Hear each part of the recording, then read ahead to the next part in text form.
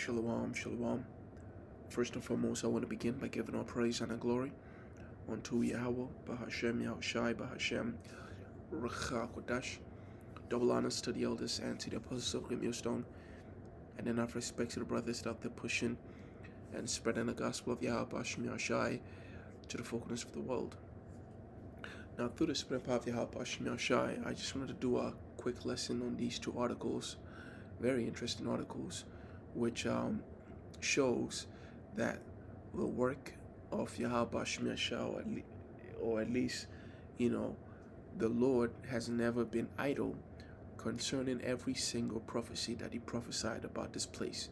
Okay, the last time I did a video, it showed how there has been a progress made, not a progress for peace, but a progress in the direction of the third woe that the Apostle John received in a vision. And now there's an article which it's a few months old, but still towards the end of the year, and I thought it'll be appropriate to bring it out because what it does is it shows you that the agricultural sector is under stress, right? And that at the end of the day, only half of U.S. farmers, all the farmers that feed the people, only half of them are going to be profitable. In other words, they are the ones who are the food supply of Babylon is in serious danger of being cut in half. Okay? Just like that. And no one seems to care, especially for the 2/3 of our people. There is a serious situation that they're going to be caught up in, and they refuse to wake up out of sleep. They hate you for trying to wake them up, So for those of us who believe in Yahweh Hashem Yeshua and have faith, I hope this boosts our faith and the knowledge as to what the future has in store for us grows, and in being knowledgeable, we will be further rooted in Yahushai. And that strength of faith is what's going to allow us to overcome this devil by the blood of the Lamb and by the word of his testimony. And so I'm going to begin with the book of Revelations, the 18th chapter. Beginning with verse 4, it says, "And I heard another voice from heaven saying, Come out of her, my people, that ye be not partakers of her sins, and that ye receive not of her plagues. For her sins have reached unto heaven, and God hath remembered her iniquities. Reward her even as she rewarded you, and double unto her, double according to her works. And the cup which she has filled to her double. How much she has glorified herself." Because what is it? This is the judgment of the Lord against Babylon. Now, how is famine a reward? How is it double what she has done unto others? Well, hey, there's an article that just came out where the whole scenario is complicated, so I don't want to make it seem as though there's a righteous side and then there's a wicked side, or I'm calling Venezuela a righteous side. I'm not doing that. But what I'm instead saying is that Babylon can sometimes take it upon itself to starve a nation, right? The sanctions, right? The espionage missions, these covert operations to keep a nation impoverished.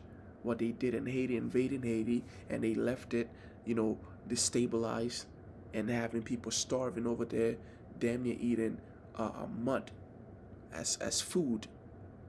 This is her works. So the Lord will reward her. Famine is part of how, this dragon has taken over the world. And so she will be rewarded double according to her works.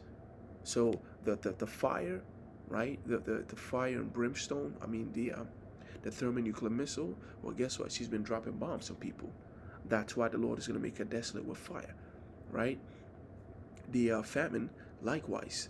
The her living gloriously and deliciously, the riches that she has, the ones that she has funneled from nations, well, guess what? The Lord is gonna make her destitute. So let's get back to the topic of famine. It says, how much she has glorified herself and lived deliciously, so much torment and sorrow give her. For she saith in her heart, I sit a queen, and am no widow, and shall see no sorrow. Therefore shall her plagues come in one day, which is death and mourning and famine, and she shall be utterly burned with fire, for strong is the Lord God who judgeth her. Right? So before that ultimate destruction, famine is going to hit the inhabitants of Babylon. Right? Those who don't believe, that is, those who are meant to receive the scourges of the Lord. So with that, as a matter of fact, another one just popped into my head. Revelations, the 6th chapter, verse 5, it says, and he opened the third seal, and I heard the beast say, come and see. And I beheld, and lo, a black horse, and he that sat on him had a pair of balances in his hand. And I heard a voice in the midst of the four beasts say, a measure of wheat for a penny. Salakia, for a penny, and 3 measures of barley for a penny. Inflation. Things are getting so ridiculously high that you might as well consider it. You might as well, people are going to be dying, right? Or even killing each other, pursuant to the book of 2nd Ezra, where it says that people are going to, a man is going to invade his neighbor's house for the lack of bread. So this is the narrative so far, right? Before that ultimate destruction, famine is destined upon the earth. All right. And so let's see how all this is going to unfold, right? If we're doing our job as a watchman, all these articles like this will be very interesting. So the first one, it says the agriculture is under stress. And here's the issue. It says the United States agriculture sector is facing multiple challenges, which is high input and product cost together with low commodity prices for some of the country's major crops, including soy, corn, and wheat, contribute to slim or even negative profit margins for these crops and forecasts of low net farm incomes. And even, I believe soybeans was something, 20% of the soybeans that America made went to China. But because of the tariff wars, they didn't cut off to maybe 10% or 15%. No, they cut the United States off, and they went to South America. That's where they're getting their crops from. So on top of all this, it's now cut. It says the Trump administration's trade and immigration policies are adding to the challenges and increasing the economic uncertainty facing the agricultural sector. In this context, the Trump administration is considering providing several billions in addition to support farmers, but the source of the funds is unclear and difficult to resolve in the midst of government shutdown. Now, this is what's very interesting. I'm going to, right from there, I'm going to go into the next article. It says, the Trump administration is considering providing several billions in additional support to farmers. They're planning a bailout, okay?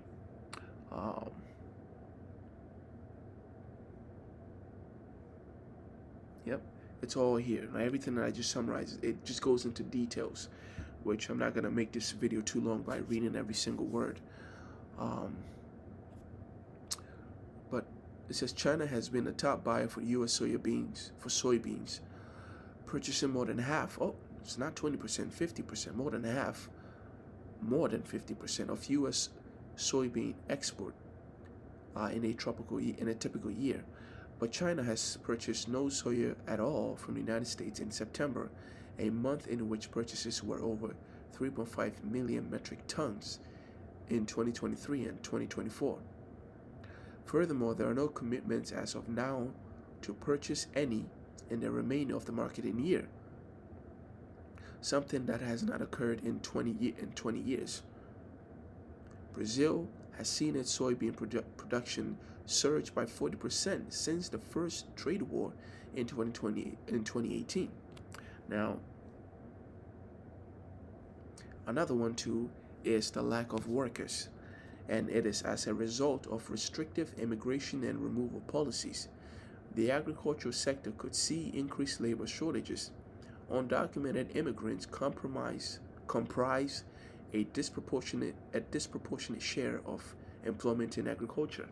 About two-thirds of agriculture workers and crop-related workers are non-citizen immigrants, and surveys indicate that nearly half lack work authorization. But they got in there and got rid of all that. Okay. Um,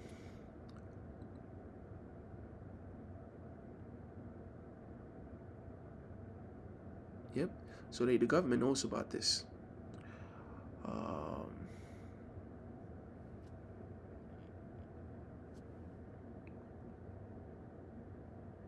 okay. So let's get back to the point where there's going to be financial assistance, right?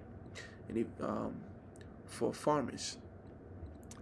And the next article says something very interesting.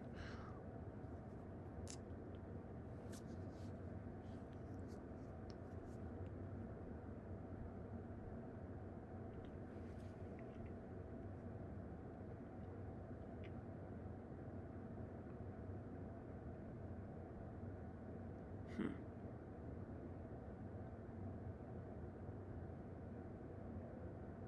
Oh, come on, it was right here.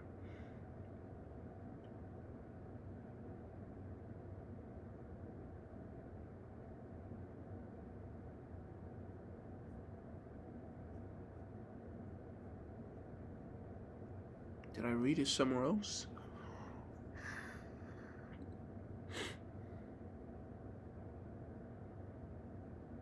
Oh, there it is.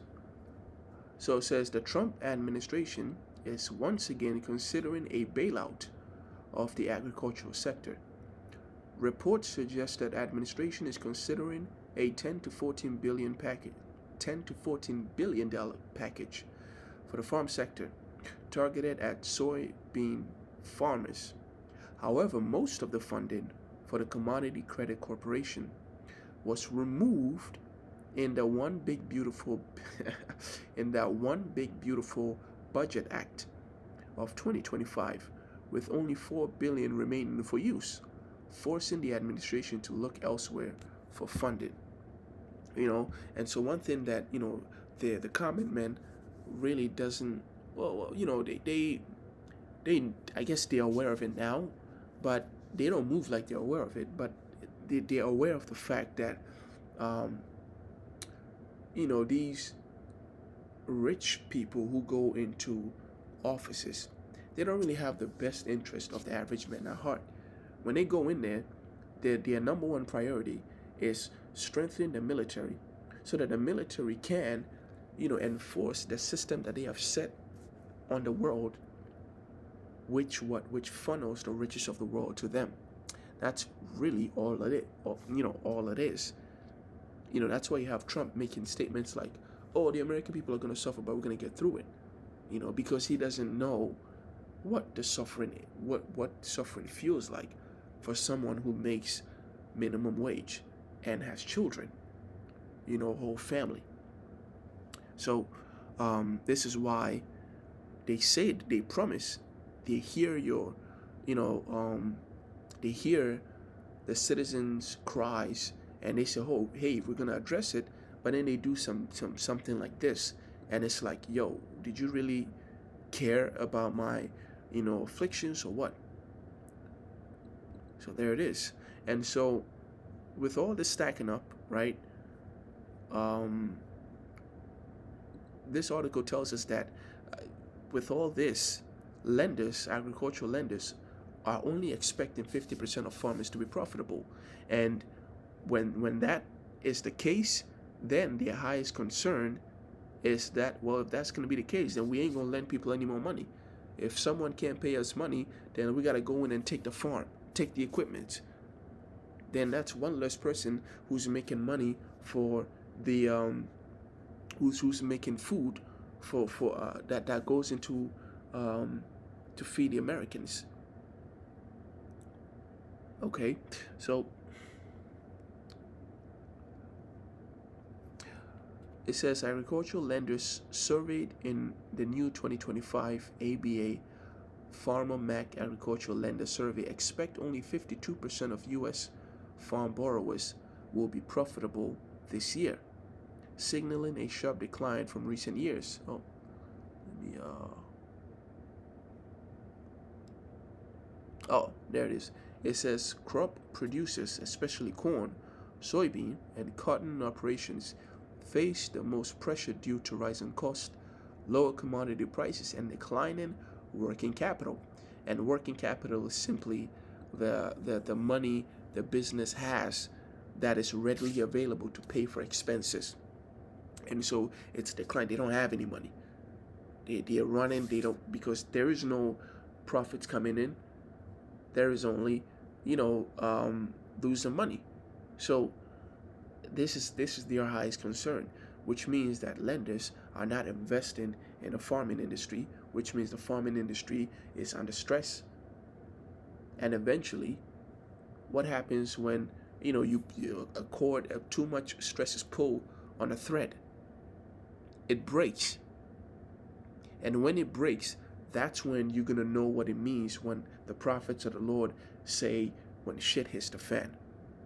Okay, so I just wanted to keep this simple, not make this too long. I hope you get the point, right? The prophecies of the Lord. At this point, I'll keep saying it. We're doing show and tell. We're doing show and tell. You don't have to imagine it. We're not telling you something where you are so wrapped up in what's the word I'm looking for? Well, yeah, in the world, like, you don't have to stress so hard to imagine prophecies coming to pass. Now, it's things are going so bad.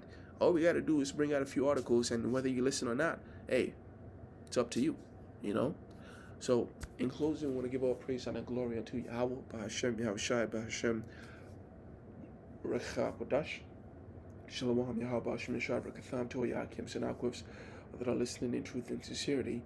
May the blessing of blessing be upon our house. And until next time, Shalom.